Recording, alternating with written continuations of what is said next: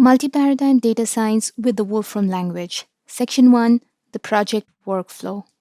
We are working on building a project workflow for our example data science project, and we've completed the first and very important stage of the workflow, setting up questions that can be answered with the help of the data.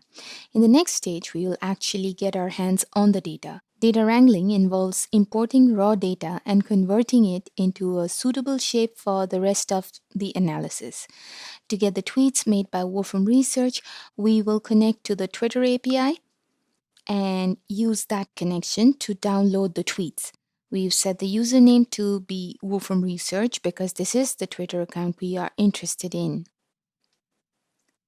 Let's take a peek and see how the data is structured. Here are 5 random samples.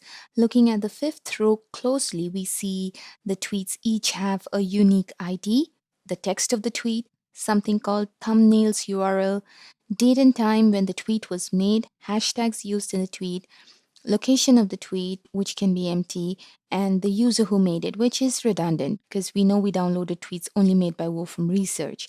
Same case with the name and the profile image thumbnail. But these 2 items should be useful, the retweet count and the favorite count, which can be used as indicators of engagement generated by the tweets. Lastly, there is the URL to find the tweet on the Twitter site. Now, this is the underlying structure of each row. It's an association of key value pairs, key being the feature name and value being the feature value for this particular sample.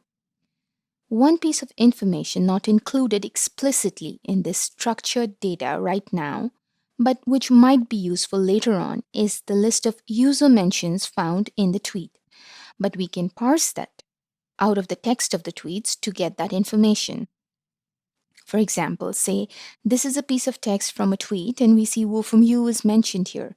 We can use string pattern matching to check for the @ symbol, followed by a digit or letter or underscore, basically the rules that limit a Twitter handle. And if we find a match, we pull it out to be a user mention.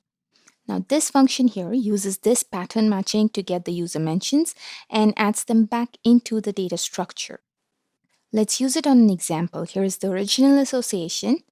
And here's the same association, but now with the user mentions added in. We can augment our entire data set with the additional information about user mentions in an easily accessible form. Looks like the data is in pretty good shape. Sometimes an additional data cleaning stage may be needed in the workflow to deal with things like missing data, errors in data, etc. Or we could just sneak it into the data wrangling stage itself. Here is an example of a tweet, and we can see it has some characters that are not really useful for text analysis. We can easily remove the &GT, &amp in the URLs with some more string pattern matching. And then we can delete stop words like is, the, of, etc. We wrap up these 2 steps into a single function that will clean up the text from a tweet.